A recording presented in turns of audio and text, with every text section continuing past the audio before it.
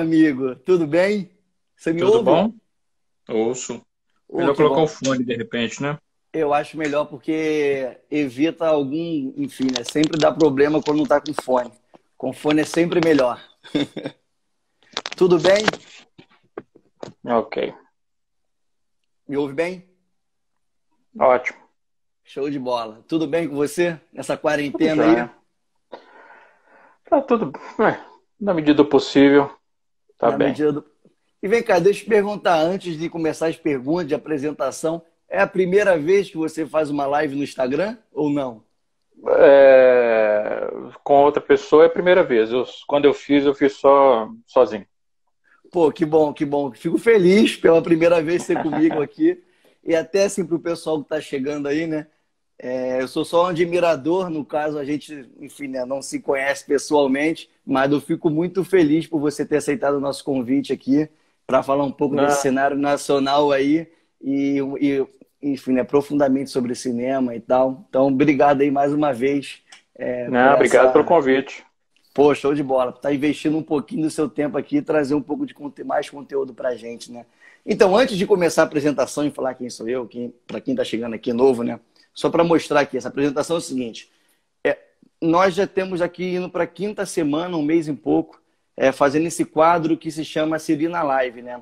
Porque isso é pandemia, só se fala de Covid, coronavírus, e isso é muito importante, nós precisamos estar informados sobre isso. Só que de alguma forma eu também estava começando a pensar de que forma eu poderia servir as pessoas também para falar de outros assuntos mais diversos possíveis.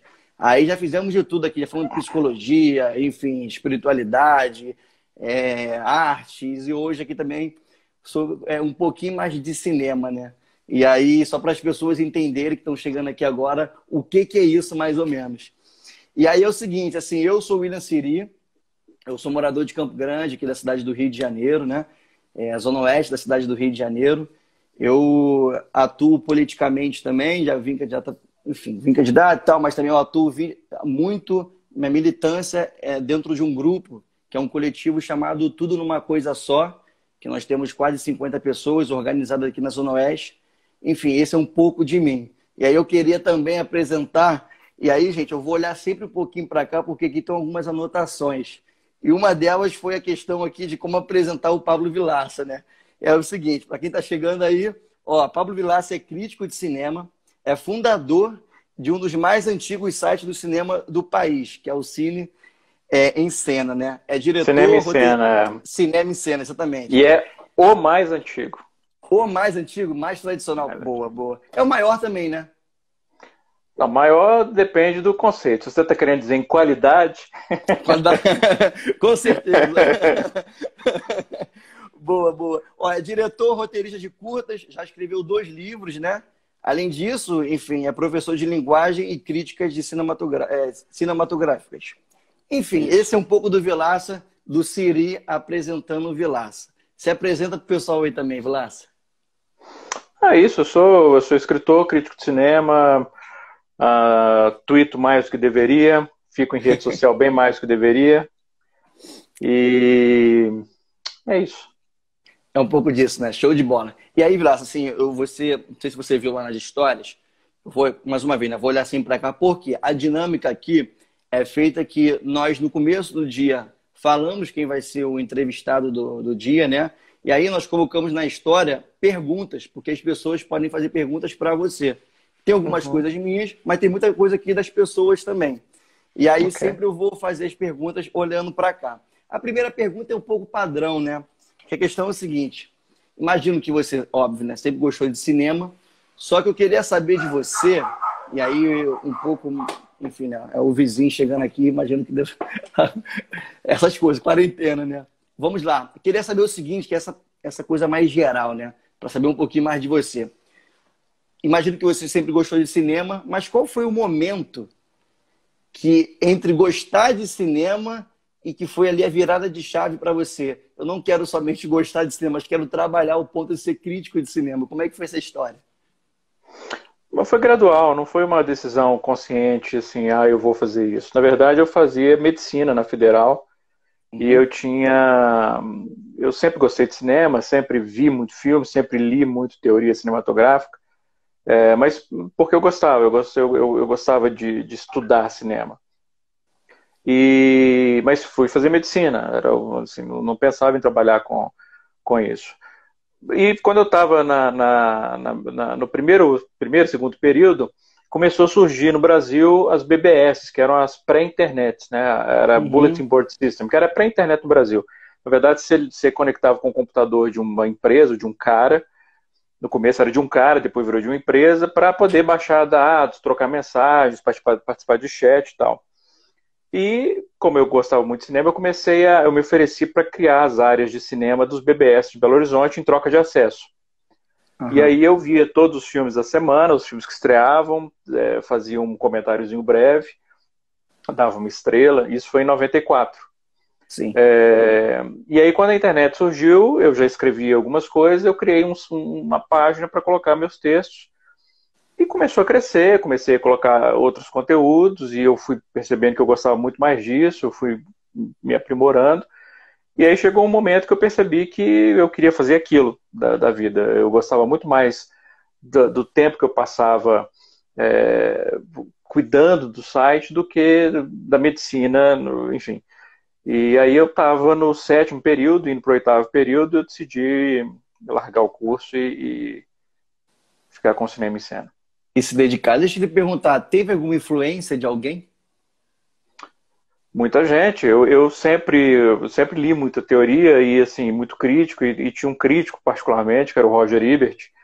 Eu comecei a ler. Eu tinha um CDzinho chamado CD Mania, que era um Uhum. CD-ROM, e eu tinha o hábito de ver. Eu via filmes, eu ia nesse CD e ele tinha tipo uma ficha técnica. Era como se fosse o IMDb, que hoje é o maior banco de dados de internet, de Uhum. cinema da internet, como se fosse isso num CD. E eu entrava nesse CD, lia a crítica do Roger e tal, e eu fui me encantando com a crítica cinematográfica. Isso eu devia ter uns 16, 17 anos. Então o Roger foi uma grande influência. O Roger foi um crítico maravilhoso. Ele foi o primeiro crítico de cinema a vencer um prêmio Pulitzer. Uhum. Nunca nenhum crítico de cinema tinha vencido o Pulitzer. E ele era um cara assim, maravilhoso. Então eu acho que na crítica ele foi a minha principal influência. Assim. Depois eu conheci outros, li a Pauline Kael muito, também era uma crítica fantástica, mas o Roger sempre teve um lugar especial. Especial no seu coração. Deixa eu lhe perguntar aqui sobre relação, vamos para a segunda pergunta aqui, né? Sobre o crítico. Vamos lá, o crítico carrega uma imagem, muitas das vezes, de quem define o que é bom ou o que é ruim. A pergunta é, esse mesmo é o papel do crítico? Qual o papel do crítico, Não, assim? de jeito nenhum. A arte não tem gabarito, a arte não tem respostas fixas. Eu acho que a função do crítico, a principal função do crítico, como alguém que conhece a arte, que estuda a arte, que tem, espera, uma bagagem maior, porque vê muito filme, muito mais filme do que o espectador médio, né, que só vê um, dois, três filmes por semana. O crítico tem a obrigação de ver muito filme de todas as épocas, todos os países, todas as correntes, e de estudar teoria, linguagem, estética, elementos de estilo, de narrativa. E o papel do crítico é analisar as obras de uma maneira um pouco mais aprofundada para levar o leitor a enxergar elementos do filme que talvez ele não tenha visto. Uhum. Não é para falar, o filme, se você gostou desse filme, você é um idiota. Se você não gostou desse filme, você é um idiota. Não, é para dizer o seguinte, olha esse filme. Ele tem elementos que talvez você não tenha percebido, são muito interessantes. Ou, esse filme tem uns elementos que são bem medíocres, talvez você não tenha visto, porque você ficou empolgado, todo mundo fica. Mas olha Sim, só, presta lógico. atenção. E aí, de uma próxima vez, a pessoa vai prestar mais atenção. Eu costumo dizer que o bom crítico é aquele que nota que, com o tempo, os leitores dele estão ficando mais exigentes. Sim. Né? Hoje, quando tem leitor que fala assim comigo, pô, você está ficando muito, muito bonzinho, você está gostando de tudo e tal, eu falo, ó, bom sinal. Né? O É o que você pessoal está ficando aprende. mais, né? Tá ficando mais rigoroso que eu. Sim, sim, sim. Verdade, Então, acho que verdade. é isso. Não é para dar resposta, não é para falar se isso presta ou não presta. Vai ali dando uma apuração ali para quem está ouvindo, né? De alguma forma, assim. Expande o olhar. Eu acho que o papel do crítico é esse, é expandir o olhar, é ajudar o leitor a enxergar elementos que talvez ele não tenha enxergado. Sim, É então. oferecer uma leitura adicional, mais aprofundada, mais sofisticada, talvez. Uhum. Vai gerar ali um novo insight. Te perguntar aqui sobre o seu portal. Quando você construiu o mais tradicional portal do cinema do país, né? O Cinema em Cena. Tinha algum objetivo específico, assim? Como é que surgiu essa ideia? Tem um pouco dessa construção? Não, quando o site surgiu, foi, na verdade, para eu colocar os meus textos sobre cinema, para servir como uma espécie de arquivo, e eu deixava lá e tal. E aí, só que eu gostava de outras coisas, por exemplo, eu gosto muito de roteiro. E aí, os roteiros que eu achava, eu criei uma seção para colocar os roteiros. Eu gosto muito de cartaz, então eu criei uma seção para colocar os cartazes dos filmes. Outra seção para colocar música, tema dos filmes, no formato MIDI ainda, aquele formato super primitivo, porque não existia MP3 quando o Cinema em Cena começou.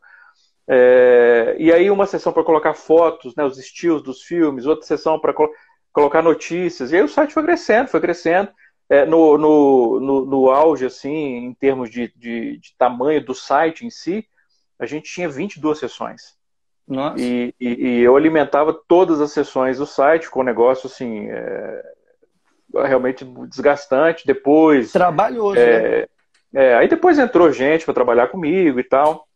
Mas hoje, depois de 22 anos, o site vai fazer o Cinema vai fazer 23 anos esse ano. Eu meio que percebi assim, não tem como hoje eu querer competir em termos de volume, por exemplo, de notícia publicada, com os portais maiores, o Omelete, Adoro Cinema e tal, porque são sites que, enfim, tem equipes grandes e tal. Então, assim, eu resolvi concentrar naquilo que eu acho que eu faço que é diferente, que são as críticas e as colunas, e chamei gente para escrever outras colunas também, todos remunerados, ninguém trabalha de graça, todo mundo que publica qualquer texto no Cinema em Cena ganha por isso. Eu acho uma das coisas que mais me irritam no mundo é o tal negócio de você publicar em troca de exposição, de publicidade. Sim, lógico, eu acho que isso é uma exploração da boa vontade alheia. Então, assim, se eu acho que a pessoa é boa para publicar um texto no meu site, ela merece ganhar. Então, assim, todo texto ou cartoon que vocês forem no Cinema em Cena, todo mundo ali ganha. O único que não ganha para publicar texto no Cinema em Cena sou eu. Todo mundo ganha dinheiro com o site, menos eu. Então, tá bonzinho demais, bicho, tá vendo? Quem te acompanha tá certo. Deixa eu lhe perguntar assim, uma pergunta mais... É isso, da minha região aqui, de uma análise mais, enfim, da Zona Oeste, né? Trazendo um pouquinho o cinema para cá. Que é o seguinte, ó. O cinema é algo, de certa forma, restritivo. Na Zona Oeste, por exemplo, tem poucas salas de cinema. Aí a pergunta é, como é possível fazer a linguagem do cinema chegar ao grande público? Porque, tipo assim, a maioria... Me ouve? Tô ouvindo, show. Porque assim, ó, por exemplo, ó, aqui, a maioria dos filmes que chegam aqui, né? Porque, enfim, né, tem poucas salas, e aqui a Zona Oeste é muito grande, muito populoso, mas mesmo assim tem poucas salas, e os filmes que chegam aqui é isso, é de herói, enfim, né? Essa categoria.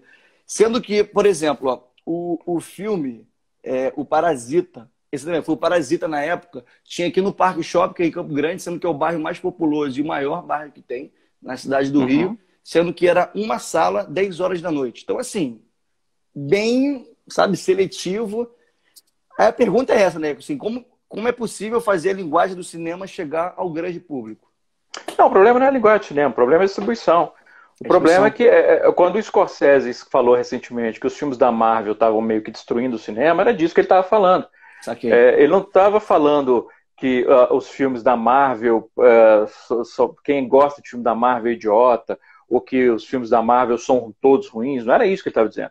Ele estava dizendo que o modelo de produção de blockbusters, né, os chamados tentpoles da Disney, eles acabam excluindo qualquer outro tipo de cinema, tanto da exibição quanto da produção, porque os estúdios hoje em dia não têm mais interesse em investir em projetos menores, porque esses projetos acabam sendo engolidos. Antigamente, quando você vê, por exemplo, no final da década de 90, início dos anos 2000, existia uma faixa de produção que eram filmes de médio orçamento, que eram filmes que, por padrão hollywoodiano, são considerados médio orçamento, que eram filmes que vão, por exemplo, de 20 milhões de dólares a 40 milhões de dólares, 50 milhões de dólares, e que os estúdios faziam e rendiam filmes, Magnolia, Bug Nights, Clube da Luta, Beleza Americana, O Sexto Sentido, são filmes que conseguiam ser produzidos. Nenhum desses filmes que eu citei seriam feitos hoje. É mesmo? Nenhum desses filmes que eu citei seriam feitos hoje. Os estúdios não investem mais nessa faixa de orçamento. Eles só vão investir em filmes que são muito baratos, porque aí, enfim, se der prejuízo, não é um prejuízo grande, ou em Lógico. filmes que são muito caros, porque são filmes nos quais eles vão investir uma publicidade ainda maior e eles sabem como vender. Filmes de médio orçamento, que tem uma história que é diferente do que o público médio gosta de assistir e tal, são filmes que eles não têm certeza se vão dar público. E se eles não têm certeza mais, eles não vão apostar. Esse é o problema vamos dizer assim, da Disneyficação da indústria cinematográfica. O fato da Disney ter comprado a Marvel, ter comprado a Pixar, ter comprado Star Wars, ter comprado agora a Fox, é que antigamente os estúdios... É muito concentrado. Os estúdios antigamente eles tinham um estímulo para fazer coisas novas. Porque para investir em material original, que era para tentar conseguir um público novo. Então, assim, os estúdios eles tinham um estímulo comercial para investir em histórias originais.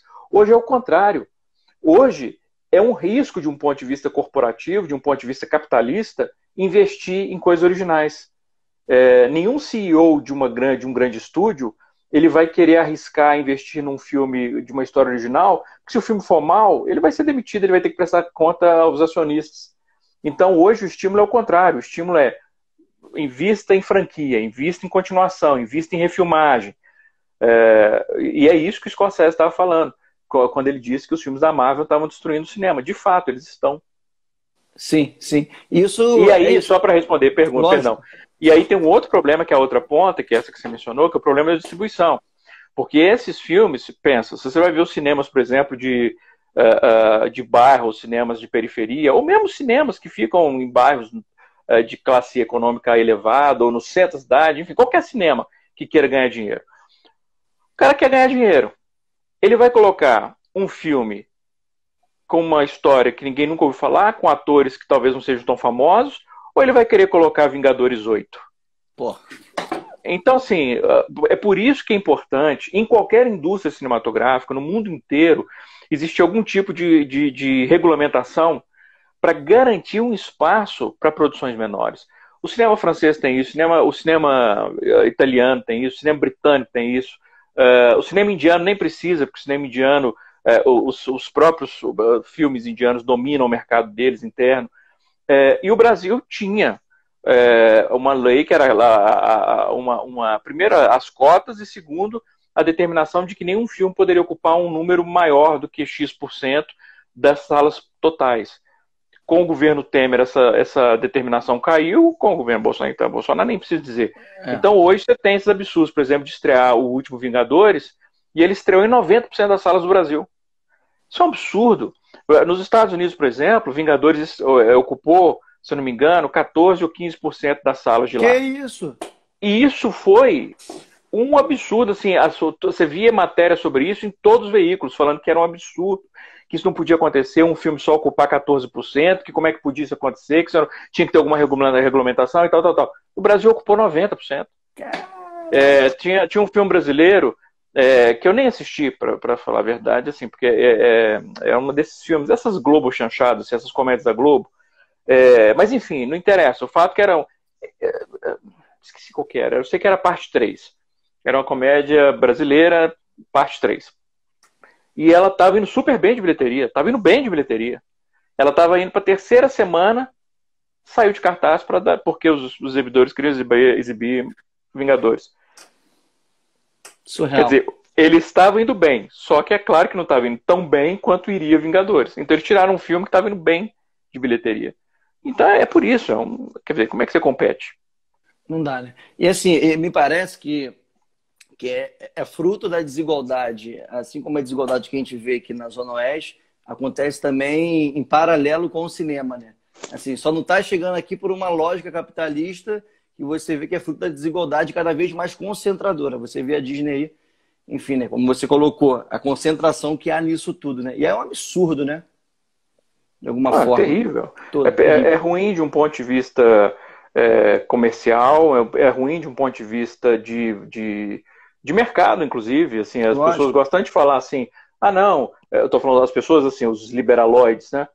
Gostam de falar, não, o mercado se regula sozinho. Não, o mercado não se regula sozinho. Quem tiver mais dinheiro vai engolir os outros. Não tem isso de, não, o próprio mercado. Não, o que acontece é isso, a Disney engoliu tudo. Então, se você não tiver algum sistema institucional para permitir uma maior variedade na oferta de de produções, você vai ter um estúdio só dominando tudo. Por quê? O que acontece é que, além de tudo, a Disney, como ela é dona agora de Star Wars, da Pixar, da Marvel, da Fox, ela tem uma moeda de troca muito grande, que ela pode chegar para qualquer cinema e falar assim, olha, tira alguém já até lembrou que era De Pernas pro Ar 3, tira o De Pernas pro Ar 3 do ar e coloca o Vingadores novo. Aí o exibidor vai falar assim, não, peraí, não quero fazer isso porque esse filme está indo bem de bilheteria. E aí a Disney simplesmente fala, e eles falam, só que eu quero que o Vingadores novo estreie em 8 das suas 10 salas. Se você não abrir 8 das suas 10 salas para o meu filme, o próximo filme que eu for fazer, a refilmagem do Rei Leão, que todo mundo sabe que vai dar muito dinheiro, ou o próximo filme da Pixar, eu não deixo você exibir. Surreal isso. Então eles fazem isso, assim, você faz o que eu estou fazendo agora, ou você não vai exibir meu próximo super sucesso. Aí o cara vai fazer o quê? Ele vai tirar De Pernas pro Ar 3. Então, assim, como é que você compete com isso? Sim, importante, enfim, né, fica mais lúcido para mim aqui essa loucura que nós vivemos aqui na Zona Oeste, né? Enfim. A outra aqui é o seguinte, ó, o que você acha dessa briga? Plataformas de streaming versus cinema. Você acha que a Amazon ou a Netflix podem ajudar a democratizar o acesso aos filmes? Sim e não.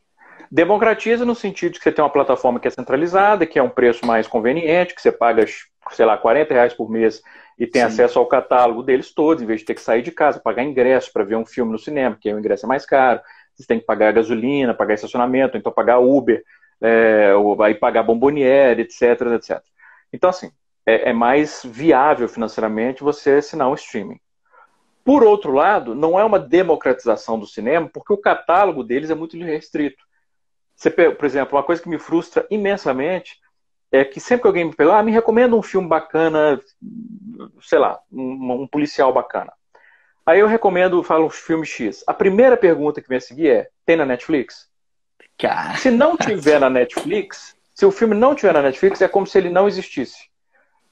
Hoje em dia, nem torrent as pessoas baixam mais, de tanta preguiça. Então, assim, não é uma democratização nesse sentido, porque o que está acontecendo é que você está julgando a maior... E o catálogo da Netflix é muito ruim. Por exemplo, o catálogo da Amazon é bem melhor que o da Netflix. Bem melhor.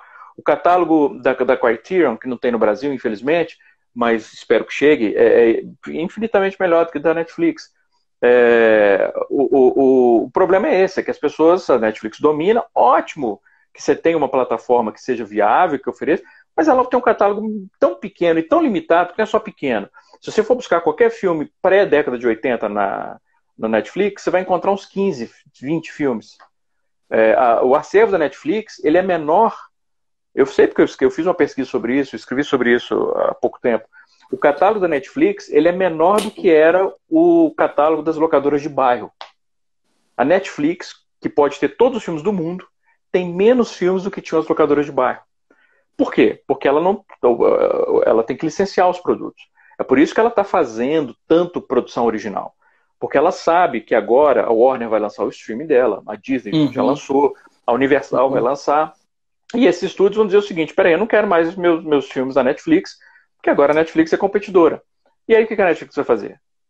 Então eles já sacaram isso. Esse é um problema para a Netflix, porque eles dependem dos estúdios para ter catálogo. Então, primeiro, que o catálogo deles é limitado, que eles não podem comprar tanto filme assim, e segundo, que eles têm que investir em produção própria para quando os estúdios eventualmente retirarem os seus filmes, e vão retirar, eles poderem ter um número suficiente de produções próprias para poder sobreviver. Então, nesse sentido, eu não acho que é democratização. Ao contrário, isso está você está criando um público que não assiste qualquer coisa que não esteja a um clique de distância. Isso é um problema. Sim. É um problema. Deixa eu te perguntar, tu acha que tem nessa briga aí, nessa briga aí, tem meio que um boicote para os filmes da Netflix, por exemplo, da Amazon, não ganharem o Oscar? Tem meio que uma relação? Não, existe uma resistência, sem dúvida nenhuma, porque a academia ela é composta por 8 mil membros da indústria cinematográfica, que estão acostumados com o esquema tradicional de produção. Claro que muitos deles já trabalham com a Netflix, já trabalharam, ou trabalham, ou querem trabalhar com a Netflix, com a Amazon, etc., porque é onde o dinheiro hoje está, né? Porque as plataformas de streaming estão investindo pesadamente. Tanto que é muito comum que um filme que não consegue ser produzido em algum estúdio, ele acaba indo cair na Netflix, foi o caso recente do Scorsese, que ele tentou produzir o o Irlandês, durante 12 anos em estúdios convencionais, da Universal, se não me engano, ou na Paramount. Eles resolveram não bancar, porque acharam que o filme era caro demais, e a Netflix resolveu bancar, porque é interesse para a Netflix ter um cara do porte do Scorsese produzindo com eles. Mas na hora da premiação existe uma resistência ainda a essas plataformas de streaming, que vai acabar, por exemplo, agora mesmo, essa questão da pandemia. A academia foi obrigada a mudar as regras, anunciaram ontem isso. Porque até então, para um filme ser indicado ao Oscar, para ele ser elegível, ele tinha que necessariamente estrear numa sala de cinema em Los Angeles durante pelo menos uma semana comercialmente, ou seja, tinha que ter venda de ingresso. Um filme lançado diretamente em streaming ou simultaneamente em streaming não podia competir. Tanto que quando a Netflix quis que Roma fosse indicado, que o Irlandês fosse indicado, que História de um Casamento fosse indicado, primeiro eles fizeram o lançamento nos cinemas. Ah, sim. E aí depois que eles lançaram na plataforma. Uhum. Esse ano não vai precisar mais isso. Esse ano a academia disse que vai aceitar os filmes lançados diretamente em streaming porque os cinemas estão fechados. Então, ou eles fazem isso ou não tem Oscar ano que vem. Sim. Eu já acho difícil, de todo modo, porque assim, eu sinceramente, eu não vejo como de agora até fevereiro do ano que vem, mesmo com streaming, você vai ter uma quantidade de lançamentos suficientes para tornar uma competição factível. Justo, sim. Isso sem falar, como um amigo meu até apontou no Twitter, eu acho meio difícil, por incrível que pareça, eu acho que as pessoas estão meio fora da realidade, quando o pessoal fala assim, não, em agosto o cinema vai abrir, a Paramount já anunciou, por exemplo, as datas novos lançamentos. O filme novo do Bob Esponja estreia dia 30 de julho. Os caras estão loucos. Estão loucos. Não vai ter cinema aberto em julho, não vai ter cinema aberto em agosto. Então, assim, eu acho, sinceramente, que é uma proposta dúbia acreditar que em fevereiro do ano que vem a academia vai se arriscar a fazer uma cerimônia para colocar 3 mil pessoas dentro do teatro. E quem vai, né, também, né, assim, porque eu acho que vai estar mais intenso isso tudo sobre a pandemia, né? Porque eu até para mim é o seguinte, né, até existir a vacina, vai ser bem difícil as pessoas ou votarem... a vacina ou um tratamento que seja eficaz o bastante para a pessoa falar assim, tudo bem eu pegar. Vai ser isso, assim, ó, se tiver vacina, tudo bem. Agora, se não tiver, eu tomar um remedinho, melhor. Então, enquanto não tiver um remédio desses ou vacina, o mundo não vai voltar ao normal. Não vai ter festival de cinema mais. Não vai ter. Não vai ter Mostra de São Paulo esse ano. Não vai ter Festival do Rio esse ano. Não vai ter Gramado esse ano. Não vai ter Telluride esse ano. Não vai ter Veneza esse ano. Nenhum desses festivais foi cancelado. Mas eu já estou dizendo que eles não vão acontecer. Acho uma pena, eu sou louco com festival, eu vou em um monte de festival por ano, não só parte do meu ganha-pão, mas é algo que me alimenta a alma, vamos dizer assim. É um negócio que para mim é vida, né? Eu posso, por exemplo, escapar dessa realidade horrível que a gente vive no Brasil hoje e durante 12 dias ficar só pensando em que é um negócio que eu não consigo mais fazer. Em festival você é obrigado a fazer isso porque você não tem tempo.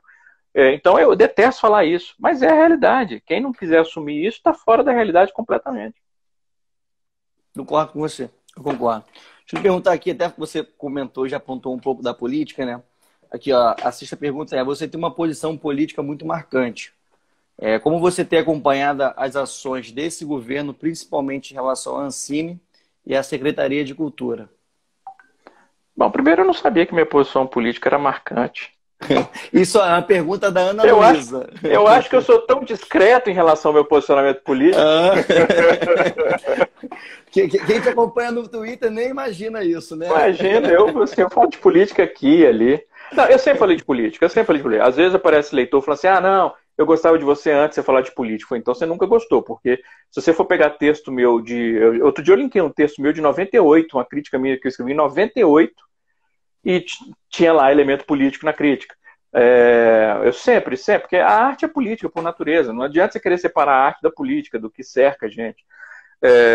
O que o governo está fazendo com a Ancine, com o setor do audiovisual, completar o que o governo Temer começou a fazer, que é desmontar tudo. Só que o Temer desmontou por uma questão de, enfim, meio que dando justificativas de que nós estamos sem dinheiro, etc, tal, que era papo furado, mas não era. O que eu quero dizer é, eu não acho que existia um ódio visceral do Temer à cultura. E não estou defendendo Temer, não. Temer é um canalha. Não, mas o que eu quero dizer é o seguinte, eu não acho que existia uma coisa pessoal contra a cultura. Era só desprezo, porque esse povo não liga para a cultura. Bolsonaro não. Bolsonaro tem ódio pela cultura. É diferente. É um outro nível. Por quê? Porque a cultura estimula duas coisas que essas pessoas detestam. Empatia e pensamento crítico. São as duas coisas que a arte estimula. Empatia, você enxergar o mundo a partir do olhar do outro, e você enxergar o mundo de uma maneira crítica. Qualquer governo autoritário abomina isso. Então, o que eles estão fazendo é um desmonte proposital, sistemático da cultura. O fundo setorial, por exemplo, que é o elemento mais importante da produção do audiovisual, que é um fundo construído a partir de impostos das operadoras de telefonia, de comunicação, e que banca basicamente a produção cinematográfica brasileira, está travado. E sem fundo setorial, sem cinema brasileiro. A gente volta ao nível de cinema brasileiro que a gente tinha na época do Collor, quando o Collor entrou e acabou com a Embrafilme, né? Na época o cara que ele botou para fazer serviço, que era o secretário de audiovisual ou de cultura, era um cineasta medíocre, inclusive, chamado Ipojuca Pontes. Uhum. E a primeira coisa que esse cara fez foi acabar com a Embrafilme, e quando acabou a Embrafilme, acabou o cinema brasileiro.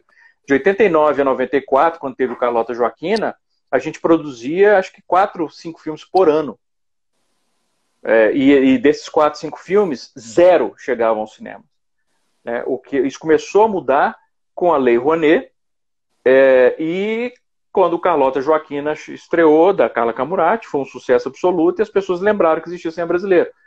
E foi crescendo, depois veio o fundo setorial, outras leis estaduais e municipais de incentivo, editais de estatais, como a Petrobras, por exemplo, e o cinema brasileiro cresceu de um modo que passou a ser respeitado, ele era antes do período Collor, e passou a ser ainda mais respeitado nos últimos 15, 20 anos. Como eu falei, eu vou muito a festival internacional.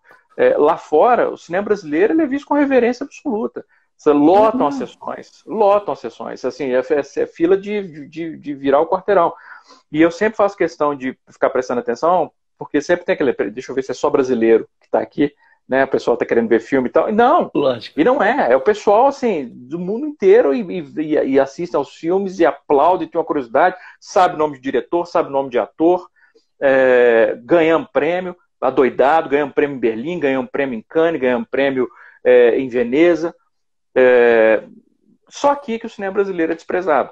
Surreal por isso, né? esse viralatismo da classe média brasileira, que é provavelmente a classe média mais intelectual e culturalmente medíocre do mundo. A classe média Romero Brito. Tem uma mediocridade profunda, não lê, não tem preguiça de legenda, e um presidente que detesta a cultura. Então, assim, o quadro para o cinema brasileiro nos próximos anos, pior possível.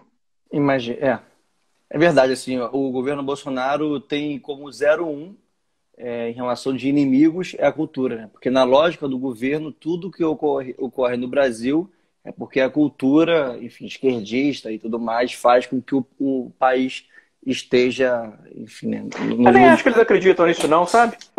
O lance é que para o bolsonarismo ser viável, eles precisam de um inimigo. É isso. Se eles não têm um inimigo, eles não funcionam.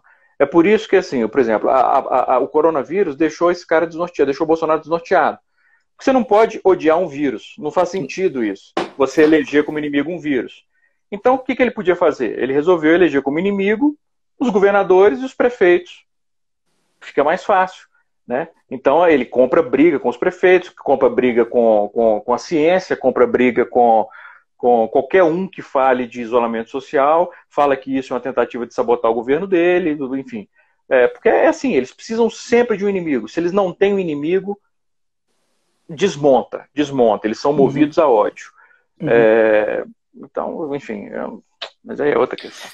Se deixa eu te perguntar, assim, mas aí, saindo da estrutura do governo Bolsonaro, o que você vê, que você acha que um governo deveria, como um governo deveria tratar o cinema em si, sabe? Qual o investimento, as ações que o governo poderia para um cinema ser forte, sabe? Isso eu digo no nosso nacional, né?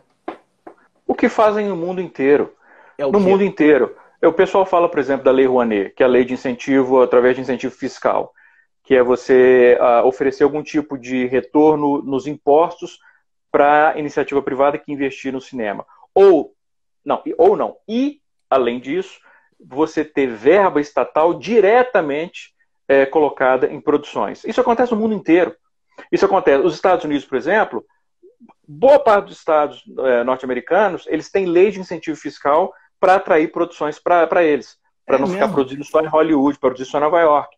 Então, por exemplo, Arkansas, Alabama, Missouri, Mississippi, Texas, Flórida, West Virginia, Vermont, o que você pensar, tem leis locais de incentivo fiscal que diz o seguinte: olha, vem fazer seu filme aqui, que nós vamos te devolver boa parte disso em desconto de imposto, em retorno do valor pago em imposto, e incentivo para as pessoas locais investirem no seu filme. Estados Unidos tem isso em todos os estados. Na Inglaterra, a Loteria Federal, o fundo da Loteria Federal, parte do dinheiro da loteria é investido em cinema, é voltado para o cinema. Na França, você tem canais estatais que investem diretamente em produções. No mundo inteiro, Canadá tem isso, Itália tem isso, Alemanha agora, por exemplo, não só a Alemanha investe muito, o Festival de Berlim, por exemplo, ele é bancado pelo governo alemão. Um dos principais festivais do mundo. Assim como o Festival de Cannes, boa parte dele é bancado pelo governo francês. Assim como o Festival de Veneza, boa parte dele é bancado pelo governo italiano. Aqui no Brasil, o Festival do Rio teve que fazer vaquinha para acontecer. Pensa nisso. Você tem Veneza, Alemanha, Veneza, Berlim, Cannes, Telluride, Toronto. Todos esses festivais contam com o apoio dos governos locais. Aqui os festivais têm que fazer vaquinha na internet para poder acontecer. Festival do Rio. Nós não estamos falando de um festivalzinho desconhecido no interior de sei lá onde. Nós estamos falando do Festival do Rio. Então, quer dizer... falando de qual é o papel do Estado, é isso, é investir através de renúncia fiscal ou através de editais em que você vai ter, por exemplo, no caso do fundo setorial, como a gente já vinha funcionando, não vou dizer muito maravilhosamente bem, perfeitamente, mas funcionava bem, que é você ter uma forma de investir dinheiro direto nas produções. Sim.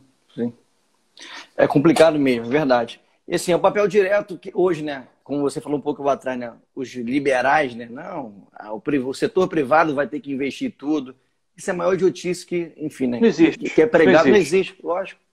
E aí isso traz outro problema, que é o seguinte, que é você deslocar para a iniciativa privada a decisão do que vai ser produzido. Exatamente. Porque a partir do momento que você define assim, olha, você vai depender de verba de empresa para acontecer, tá? O Estado não vai ter papel nenhum nisso. O mercado se resolve sozinho. Vai atrás, a gente vai... Esse é um problema, por exemplo, da Lei Rouanet. A Lei Rouanet, que é melhor do que nada, e pelo menos a Lei Rouanet tornou o cinema brasileiro viável, mas ela tem esse problema. Porque a Lei Rouanet basicamente é isso. Você aprova o seu projeto na Lei Rouanet. Esses caras que adoram falar, o cara ganha dinheiro da Lei Rouanet, o cara mama na teta da Rouanet e tal. Você vê claramente assim, a pessoa não tem nem ideia do que é a Lei Rouanet. Só quer atacar a cultura, mas nem sabe o que é. Porque a Lei Rouanet é o seguinte, você aprova um projeto na Lei Rouanet. Qualquer lei de incentivo fiscal, aliás, no mundo inteiro funciona assim. Você aprova a lei. Então você tem que cumprir uma série de exigências, uma série de condições para que seu projeto seja elegível para ser aprovado na Lei Rouanet. Beleza. Ou na lei de renúncia fiscal. No caso do Brasil é Rouanet. Aí você foi aprovado. Quando você é aprovado, significa o quê? Que o governo vai te dar dinheiro? Não. Significa que você tem autorização para bater na porta das empresas e dizer o seguinte, olha, investe, bota um dinheirinho no meu filme, porque você tem direito a descontar, aí isso varia da lei, varia de um monte de coisa, mas assim, em média, você pode descontar até 4% do seu imposto de renda, você pode pegar até 4% do valor que você tem que pagar, em vez de pagar para o Estado, você dá para a minha produção. Por que isso é interessante para a empresa? Porque ela já ia perder esse dinheiro de todo jeito. Porque esse dinheiro iria para o governo por imposto. É Em marketing, vez de ele né? pagar por imposto, ele bota num filme e bota a marca dele no filme. Lógico. Então, quer dizer, é negócio. Só que aí o que acontece? A empresa vira. Se você chegar, por exemplo, fazer um filme. Por exemplo, eu tinha um roteiro. O roteiro não era meu. O roteiro quem escreveu foi um aluno meu há muitos anos. Ele tinha escrito um quadrinho, na verdade, e eu li, achei fantástico. Falei assim: se você adaptar isso para um roteiro, eu dirijo. E ele adaptou, o roteiro ficou fantástico e tal. A história era a história de um detetive. Era um filme noir, a ideia era fazer como um filme noir. Que ele é contratado para encontrar Deus. Basicamente é isso. É um cara que ele conversava com Deus, Deus para de responder, ele contrata o cara para... É um filme que lida com religião de uma maneira extremamente crítica. Ele vai interrogar, por exemplo, o pastor evangélico, não sei o que, tal. Nós não conseguimos uma empresa para investir nesse curta. Porque que empresa vai querer botar a marca dela? E eu até entendo. Vai querer colocar a marca dela num filme que provavelmente vai ser controverso, que vai gerar polêmica. Tipo assim, eu vou botar minha marca para depois bater um monte de evangélico na porta da minha empresa dizendo que não vou. Então, isso é um problema, porque aí, quando você tem o Estado investindo, o Estado não tem que ter preocupação com isso. Porque o Estado ele não pode ser guiado por questão ideológica. Por exemplo, você fala no governo Lula, no governo Dilma, ou o governo Fernando Henrique, por exemplo, você tem filmes que eram produzidos e que eram provados na Lei Rouanet que eram completamente contrários ideologicamente ao governo. Não tinha isso assim de, eu só vou aprovar seu filme se o seu filme for esquerdista, leninista, marxista, paulo freirista, enfim. Não. Você tinha filmes que eram filmes documentários, filmes ficcionais, curta-metragem, média-metragem, que eram filmes que tinham um viés diferente. Ou então que não eram nada políticos, não tinham nada de política, era escapismo puro. Agora, você viu, por exemplo, o Bolsonaro fazendo um negócio que é absolutamente inconstitucional. Ele interferiu pessoalmente em projetos que já tinham sido aprovados e ele baniu os projetos porque eles tratavam de questões relacionadas às causas LGBTQ. Os projetos já tinham sido aprovados. Se ele interferisse na fase de seleção, já seria ilegal. Ele fez pior, o projeto já estava ilegal, já estava aprovado e ele deu um jeito de cancelar o edital. Então, assim, o papel do Estado é justamente isso. A importância de você ter o Estado laico bancando ou pelo menos ajudando a arte. Não estou falando só de cinema, estou falando de teatro, de literatura, de música, ópera, o que quer que dança, o que quer que seja. É isso, é você poder investir na diversidade de ideias. É você poder investir naquele tipo de projeto que uma empresa privada não investiria por covardia, por falta de... Enfim. E isso tudo, que já era difícil com a Rouanet, agora então é impossível. Enfim, sim. Deixa eu lhe perguntar aqui sobre um pouco em relação à pandemia, né? Essa pandemia tem afetado o calendário dos grandes lançamentos, cancelando festivais e frustrando o público. Qual o efeito que você vê? Qual o efeito que isso tudo tende a causar no longo prazo? Você, de alguma forma, falou, isso, né? Dentro de um ano aí, mas você acha que vai mudar a estrutura do cinema, enfim, da cultura daqui para frente? A pandemia? É muito cedo para falar ainda. Muito cedo. Tem algumas questões que já são possíveis. Por exemplo, as salas de cinema independentes, as salas menores, provavelmente não voltam mais. Boa parte delas não volta mais. Já tinham dificuldade para sobreviver antes e agora, então, acabaram. Nos Estados Unidos mesmo você já vê isso. Um monte de salas independentes que já anunciaram que acabou, não voltam mais. Isso é terrível porque você vai concentrar tudo nos grandes multiplex.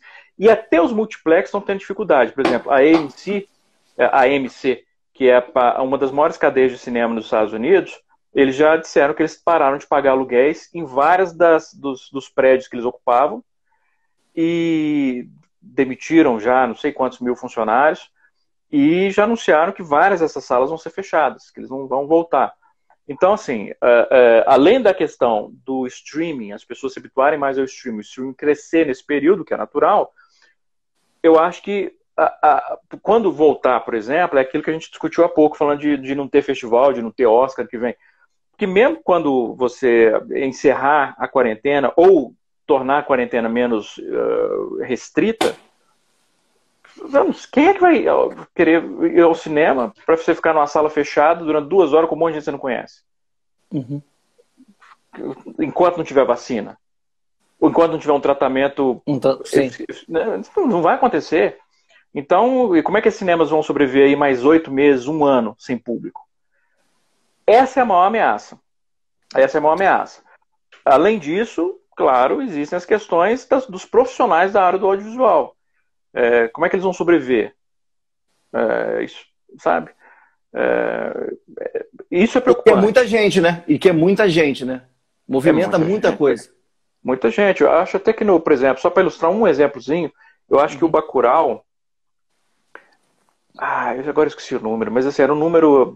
Por exemplo, tem produção que ela chega a empregar 300 mil pessoas, direta ou indiretamente. Que isso, não Direto faz e ideia. indiretamente. Não aqui. No Brasil, eu acho que não chega a 300 mil pessoas. Mas Sim. uma produção hollywoodiana média, ela chega a empregar 300 mil pessoas, direto ou indiretamente. Que aí se envolve tudo. Você envolve gente que vai trabalhar com transporte, se envolve gente que vai trabalhar com catering, que é a comida que as pessoas vão comer no set.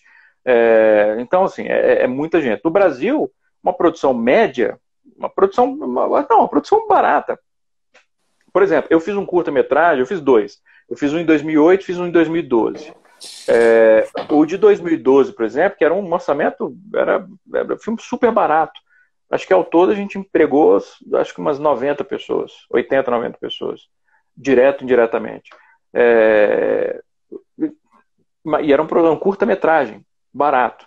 Então, um longa-metragem, ele vai empregar algumas centenas, no mínimo, algumas centenas, e provavelmente alguns milhares de pessoas. Mesmo no Brasil, mesmo uma produção que não seja uma produção de 200 milhões de dólares. A indústria cinematográfica brasileira, ela contribui para o PIB brasileiro muito. Ela contribui para o capital girar dentro do país muito. Ela atrai investimento estrangeiro muito. Por exemplo, Cannes, que tem o marché, que é o setor mercado do festival, que é onde os produtores vão, eles ficam lá no Palácio Festivais, e eles montam, por exemplo, como é que fala? Não é uma bancada, oh, meu Deus. Enfim, eles vão pegar um espaço para eles montarem lá, para apresentar os projetos, para atrair investimento, para fazer coprodução. E o Brasil, todos os anos em Cannes, quem me acompanha sabe disso, porque todo ano eu vou lá e mostro. Eu vou lá na parte do Palácio do Mercado e mostro o lugar onde ficam os brasileiros. É sempre um espaço assim, super grande, mesmo, porque juntam umas 20 produtoras e mais a Ancine, e eles pegam assim, um dos maiores espaços que tem no mercado. E você passa o dia inteiro lá, você está vendo o produtor brasileiro negociando coprodução com outros países. Ou seja, trazendo capital para o Brasil. O que o governo Bolsonaro fez ano passado? Cancelou a participação da Ancine nessa... Quase que a gente não teve o nosso espaço no mercado. Só teve porque os próprios produtores botaram dinheiro a mais para poder ir, porque a gente não ia ter, porque a Ancine não foi. Pela primeira vez em não sei quantos anos. Porque o cara é tão burro, tão ignorante, tão rancoroso, tão estúpido, que ele prefere não trazer dinheiro para o país do que permitir que a arte avance. De tamanha ignorância e rancor e mentalidade pequena que um medíocre desses tem. Hoje eu tuitei falando isso, é um psicopata. É um psicopata que age a partir do ódio. E aí gera isso, né? Além da burrice, da ignorância, né? Contra a cultura, e até mesmo na economia, desemprega muita gente por conta de um ódio, né? De uma psicopatia que esse cara tem. É de se indignar. É de se indignar mesmo. Deixa eu lhe falar aqui, ó. A gente está indo para o final, para ter noção, já está quase 1 hora já, passou tão rápido. Já temos aqui quase 1 hora já, e não sei se você sabe, quando dá 1 hora no Instagram, ele acaba. A live automaticamente ela acaba, ela para. Ótimo, aí não fica chato também, não deixa eu ficar chato. O povo aqui também é verdade. Em relação ao seguinte, ó, o Nilvio aqui pergunta, de alguma forma, se você sobre imparcialidade à crítica cinematográfica.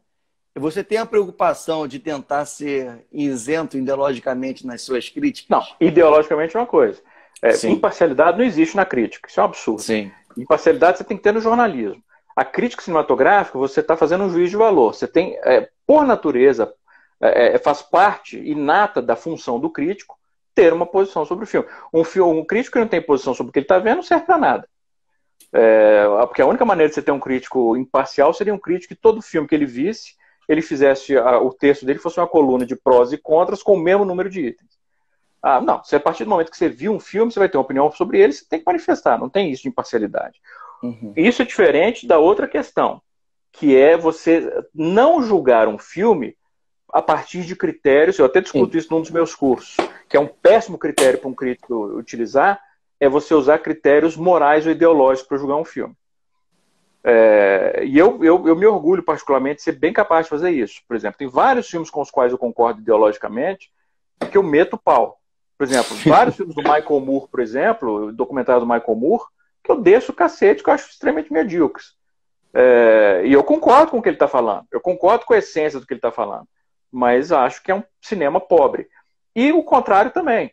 Um exemplo relativamente recente é o Sniper Americano, do Clint Eastwood, que eu acho que é um filme nojento, repugnante. O herói do filme é um sniper, e ele não é anti-herói, ele é o herói do filme. Ele é um sniper que ele se orgulha de ser o sniper com o maior número de casualidades em guerra, que matou mais gente na guerra. E o filme trata isso como algo maravilhoso. É repugnante. O filme é islamofóbico, o filme é ufanista daquela coisa jingoísta norte-americana. Eu dei 4 estrelas pro filme em 5. Elogiei o filme como filme, porque ele funciona. Ele é um filme de guerra muito eficiente, ele cria suspense de uma maneira eficiente. E aí na crítica eu comentei isso. Eu elogiei os aspectos do filme como narrativa, como exercício de gênero, de um ponto de vista de estilo, e obviamente a minha obrigação como crítica é apontar. De um ponto de vista moral, eu acho que o filme tem esses problemas. Agora, o filme é bom. Outro exemplo que eu gosto muito é um filme do Beto Brant chamado Um Crime Delicado, que eu dei 5 estrelas para esse filme. Eu sou apaixonado por esse filme. Acho esse filme maravilhoso. Você sabe qual que é o tema do filme? A crítica de arte mata a arte. A crítica de arte é um câncer. Eu não poderia, obviamente, discordar mais do filme. Discordo do filme em gênero, número e grau. Mas a maneira como ele desenvolve a sua ideia é lindíssima. Então mesmo. Eu dei 5 estrelas, sou apaixonado pelo filme e discordo profundamente do filme. Então, assim, eu acho que aí é outra história. Eu acho que o crítico, que ele só vai... se o filme concorda com a ideologia dele, ele já vai elogiar o filme automaticamente. Se ele discorda do filme ideologicamente, ele já vai meter o pau no filme, independente dos méritos. Eu não acho que esse seja um bom crítico. Lógico. Até hoje eu tenho conseguido, eu acho, manter um certo equilíbrio nisso. Continue assim. Deixa eu lhe perguntar aqui, que a Amanda... Enfim, aqui, ó. Quais são os critérios de avaliação de um filme? São vários. Você tem critérios que são critérios que têm a ver com o efeito do filme, a intensidade do efeito, se o filme funciona dentro da proposta dele, se é uma comédia, você riu, se é um drama, você chorou, se é um terror, você teve medo. A partir disso aí, claro, você vai analisar como é que o filme conseguiu fazer isso. Aí você vai analisar com a construção narrativa, por exemplo, filme de terror que te assustou. Ok, mas ele te assustou porque ele construiu uma narrativa densa, uma narrativa tensa, porque ele te mergulhou na lógica do filme e te fez sentir pelos personagens, ou é porque de tempos em tempos a trilha sonora fazia BUM! E aí você tomava um susto, e aí você fala, pô, que eu tomei um monte de susto no filme. Tomou porque a trilha sonora gritou no seu ouvido. Um outro critério é a partir da originalidade de um filme, ou a complexidade de um filme, ou a coesão narrativa de um filme, se os elementos do filme que estão colocados, os elementos formais, os elementos estilísticos, a mise-en-scène, a fotografia, a montagem, o som, dentro da mise-en-scène, a direção de arte, enfim, se esses elementos, todos eles desempenham uma função clara no filme, se esses elementos eles vão desenvolvendo um arco, por exemplo, dramático no filme, porque não é só personagem que tem arco dramático, a fotografia tem arco dramático, a montagem tem arco dramático. Muita coisa. Então, quando você vê um filme que ele é bem construído em todos esses sentidos, são esses tipos de critérios. É por isso que eu falo assim, a crítica de cinema, ou a crítica de arte, de modo geral, é óbvio que ela tem um aspecto subjetivo, claro, né? Porque afinal de contas eu vou estar assistindo com a minha sensibilidade particular, com o meu referencial, falando de semiótica, não, é o meu referencial, o meu referente particular, mas há elementos que você pode tratar de maneira objetiva. É o que eu costumo falar, é a diferença entre critério e gosto pessoal. Se uma pessoa fala comigo assim, olha, eu gosto de Transformers 9. Ok. Ó, claro, tudo bem, qual que é o problema? Nenhum. Agora, se a pessoa falar assim, Transformers 9 é um excelente filme. Não, aí é outra questão. Aí eu posso discutir. Porque aí eu posso apontar uma série de problemas na mise-en-scène do filme, na montagem do filme, na maneira como o diretor constrói o espaço do filme, no desenvolvimento dos personagens, nos elementos de roteiro, que objetivamente eu posso demonstrar, a partir de princípios estéticos, narrativos, de linguagem, que eles são problemáticos. E mesmo assim você pode gostar do filme. Né? Mesmo assim você pode gostar. O filme é uma merda de um ponto de vista técnico, narrativo, não sei o que e tal, mas pô, o filme é tão... Gostei do filme, me fez sentir criança de novo. Sim, okay? sim, ok, Né? entendi. Eu acho que esse é um problema que muita gente tem com a crítica. Por exemplo, quando eu critico um filme que a pessoa gostou, eu não estou dizendo para ele assim, você é burro pra caramba, cara. Você gostou desse filme porque você é um idiota. Não estou falando isso. Eu não tô julgando o espectador, eu estou avaliando a obra. Então são coisas diferentes. Entendo. Pô, obrigado. Olha só, nós estamos indo aqui para os últimos minutinhos. Eu queria saber de você, assim como teve um crítico, né, na sua trajetória que mais te marcou, teve algum filme que mais te marcou, que você mais gosta? Assim, são diversos, inúmeros filmes que você viu, né? É até ruim falar isso, mas tem algum filme que vem na sua memória e esse filme me marcou bastante, eu gosto muito. Só de curiosidade, só para eu saber se as pessoas que estão assistindo me conhecem, se tem alguém aqui que me conhece um pouquinho. O que eu vou responder? Vamos ver se alguém que me segue, alguém que está vendo essa live, escreve. Eu vou falar de filme para ela. Pronto, tá lá, já tá lá. O Poderoso Chefão. A trilogia O Poderoso Chefão. A trilogia O Poderoso Chefão. A trilogia, eu considero os 3 filmes como um filme só. Eu tenho esses filmes. A trilogia O Poderoso Chefão e O Cabra Marcado para Morrer, do Eduardo Coutinho.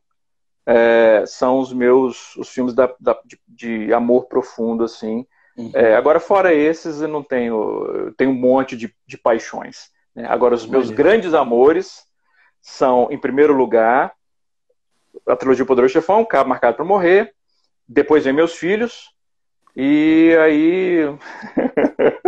depois, sei lá, Minha Gata e tal. Sim. Deixa eu te perguntar uma coisa, curiosidade aqui, ó. Nós faltamos 3 minutinhos para terminar. O que você acha do Senhor dos Anéis? Do Senhor dos Anéis? Eu adoro, eu amo. Eu lembro que eu escrevi sobre... Tem crítica de todos eles no site, todos eles eu dei 5 estrelas, e eu lembro que tem um deles que eu escrevi, e até durante um tempo, virou meio que um slogan do Cinema em Cena, que era, às vezes 5 estrelas não são o bastante. Acho maravilhosa a trilogia. O Hobbit eu acho uma merda. O Hobbit eu acho que é uma merda. Agora, a trilogia O Senhor dos Anéis eu acho maravilhosa. Muito bom. Vilaça, meu amigo, muito obrigado. Estamos indo aqui para os últimos minutinhos. Uma galera aqui falando, tem que marcar a próxima. Eu entro em contato mais para frente. Eu te agradeço muito, porque você foi muito sensível, muito solícito ali. E, pô, muito obrigado mesmo por tirar esse teu tempo aqui, né? Investir pra gente um pouco mais do seu conhecimento nesse momento que a gente está passando nesse Brasilzão aí enfim, meu Deus do céu. Se quiser também dar um tchau aí pra pessoa aí, pra galera, tá contigo. Obrigado a todo mundo que participou, que mandou pergunta. Boa noite. Boa noite. Gente, muito obrigado a vocês que ficaram aqui até agora com a gente, né? Quem puder que não seguir aí do Vilaça, segue ele lá, porque é muito importante. Quem puder nos seguir também, tirar um print aqui, né? E botar nas nossas histórias, que depois a gente reposta também é muito importante. Essa live aqui, ela vai sair no YouTube em uns 2, 3 dias. Eu vou te passar também, tá, Vilaça? Vai sair no meu YouTube, se você quiser colocar. A gente vai gravar isso aqui. Então, nos próximos 2, 3 dias aí, estamos colocando no YouTube, que eu acho importante também, porque teve muita contribuição aqui. E te agradeço mais uma vez, tá bom, meu irmão? Que Deus te abençoe. Prazer, um beijo um prazer, tá? Beijo no teu coração, um beijo no coração da galera aí. Tchau, tchau, gente. Até mais. Obrigado, meu irmão. Tchau. Até mais. Fica com Deus.